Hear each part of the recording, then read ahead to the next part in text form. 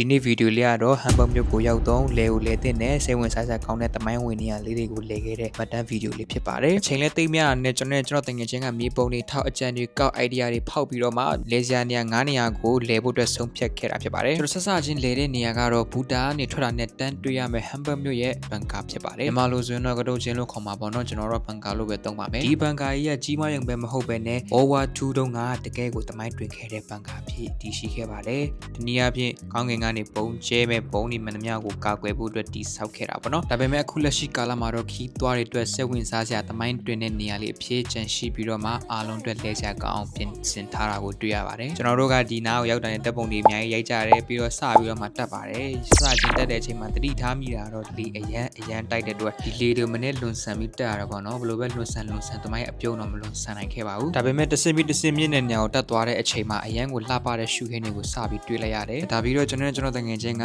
နောင်လာမျိုးဆက် generation တွေကိုကြွားလို့ရအောင်အဖေကြီးတို့ကထိခဲ့တယ်ဆိုပြီးတော့မှအဆောက်အုံကြီးကိုလက်နဲ့ကိုယ်တိုင်ထိပြခဲ့တာဖြစ်ပါတယ်ထိပြီးတဲ့အချိန်မှာတော့ဘောနော်ရဲဆွမ်းတက်တွေတိုးပွားလာပြီးတော့မှရန်သူကိုပင်တနက်တလက်အကျော်ပေးပြီးတော့မှရှင်ရဲတယ်ဆိုတဲ့ထိပါဖြစ်လာခဲ့တယ်ပေါ့နော်။ကြံပွဲမှာသုံးတဲ့ရေပစ်တနက်တွေပါ။အထဲကိုဝင်လိုက်တဲ့အချိန်မှာဆိုလို့ရှိရင် World War II ကတုံးကသုံးခဲ့တဲ့တွင်းနေကျင်းနေတူးမြောင်းနေပူပေါင်းနေအကုန်လုံးတွေ့ရတယ်။အဲ့ဒီခါကသုံးတဲ့တန်တွေပါရှိနေတာကိုတွေ့ရတယ်ပေါ့နော်။နောက်ထပ်အံ့ဩစရာကောင်းတာကအဲ့ဒီဘန်ကာကနေပြီးတော့မှဘောလုံးပွဲတွေလမ်းပြီးတော့မှကြည့်လို့ရတယ်ဆိုတဲ့မြင်ကွင်းကြီးပါတွေ့လိုက်ရတဲ့အတွက်ကျွန်တော်တို့ဘောလုံးပွဲယူသွတ်တဲ့ fan တယောက်အနေနဲ့ကတော့ဟမ်ဘတ်မြို့မှာအခြေချဖို့အတွက်တွေးစရာတော့ဖြစ်လာခဲ့တယ်ပေါ့နော်။ဒါပေမဲ့လည်းကျွန်တော်ရဲ့ချစ်က Leipzig မှာအမြင့်တွယ်နေလို့မဖြစ်နိုင်ခဲ့ပါဘူး။ချစ်တယ်ဆိုတာနေရာကိုပြောတာပါလူကတော့တောင်ကြီးမှာပါ။ပြီးတော့ကျွန်တော်တို့ဘန်ကာရဲ့တစ်စင်းမြင့်တဲ့နေရာကိုတက်လေရှူခင်းကလည်းကြီးလို့လှလေပါ။ဒါပေမဲ့ရာသီဥတုအခြေအနေကြောင့်ဘန်ကာကိုကိတခဏပိတ်တာနဲ့တိုးလို့ကျွန်တော်တို့ဆက်မတက်နိုင်ပဲနဲ့ရှိတဲ့နေရာနဲ့တက်လီကာနဲ့ပြန်ပြီးဆင်းလာခဲ့ပါတယ်။အဲ့ဒါနဲ့ကျွန်တော်တို့ဒုတိယနေရာကိုမြေပုံမှာဆက်ထောက်ပြီးတော့မှရထားကြီးစီးပြီးတော့မှလာခဲ့ပါတယ်။နောက်ဆုံးမှာတော့ကျွန်တော်တို့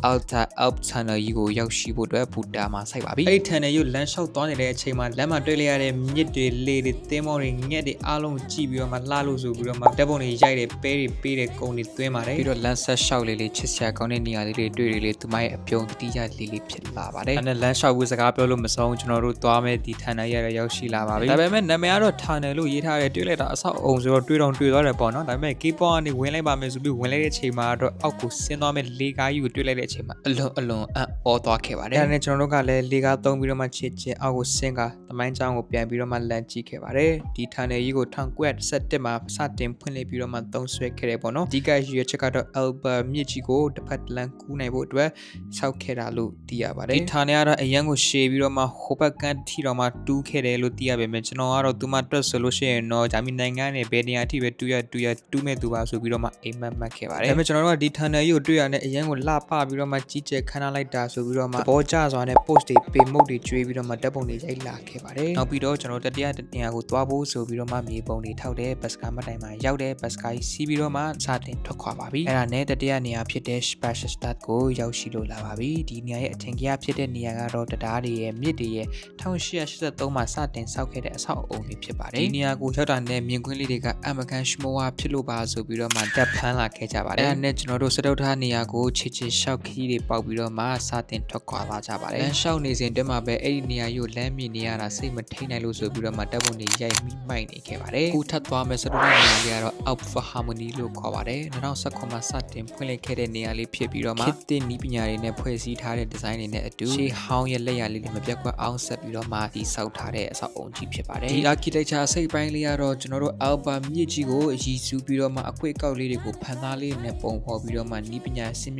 ြင့်နဲ့ဆောက်ခဲ့တဲ့အရာလေးကတကယ်ကိုအံ့ဩစရာကောင်းခဲ့ပါတယ်ကျွန်တော်တို့ကတော့ရောက်တာနဲ့တက်ပုံပဲရိုက်မယ်ပဲလေးပဲပေးမယ်ပြီးပြန်သွားမယ်ဆိုပြီးတော့စဉ်းစားပေမဲ့ဝင်ကြီးကအခါမဲမို့လို့ဆိုပြီးတော့လက်မှတ်လေးတွေကိုအလကားဖြတ်တလီကားလေးပေါ်မှာစိန်လေးနဲ့တက်နောက်ဆုံးတော့အထဲကိုရောက်ရှိသွားပါတယ်ရောက်ချင်းကျွန်တော်တို့အပြင်ကရှုခင်းလေးကိုလမ်းပြီးတော့မှကြည့်လို့ရမယ့်ပတင်းပေါက်တွေကိုတွေ့ရတယ်အဲ့ဒါနဲ့အပေါ်ကိုဆက်တက်လေးထဲက architecture design လေးတွေကအရန်ကိုကြည့်လို့လှလေးဖြစ်ပါတယ်နောက်ထပ်သိလိုက်ရတဲ့အချက်ကတော့ဒီအဆောက်အုံကြီးကဂုံသေးရှိကြက်သေးရှိ concept ပွဲတွေကိုကျင်းပပြုလုပ်တဲ့နေရာဖြစ်တယ်လို့လည်းသိရပါတယ်အဲ့ဒါနဲ့ကျွန်တော်တို့ဟိုကြည့်ဒီကြည့်ပြီးတော့ကြည့်လို့ဝတာနဲ့တလီကာစီးပြီးတော့မှအောက်ထပ်ကိုဆင်းခဲ့ကြတယ်အဲ့ဒါနဲ့ကျွန်တော်တို့နောက်ဆုံးနေရာကိုသွားဖို့ပဲကြံပါတော့တယ်ဆိုပြီးတော့မှမြေပုံမှာကြည့်ရထားကိုစီးပြီးတော့ထွက်ခွာလာကြပါပြီအဲ့ဒါနဲ့ကျွန်တော်တို့ဟမ်ဘုတ်မြို့ရဲ့ Red House ဆိုတဲ့နေရာကြီးကိုရောက်ရှိလာပါပြီဒီနေရာတော့မြို့နယ်ခမ်းမကြီးဖြစ်ပါတယ်1898ခုနှစ်မှာ PC စွာဆောက်လုပ်ခဲ့တာဖြစ်ပြီးတော့မှတကယ်ကိုဟမ်ဘုတ်မြို့ရဲ့အချက်ချကြတဲ့အရေးပါတဲ့နေရာဖြစ်မတန်တင်ထားတာဖြစ်တယ်ဒီနေရာကိုရောက်ပြီးတဲ့အခါမှာကျွန်တော်တို့လည်းတပုံတွေအဝရိုက်တယ်ပြီးတော့မော်ပန်စွာနဲ့ပဲဟမ်ဘတ် မျိုးကြီးကိုနှုတ်ဆက်ပြီးတော့မှ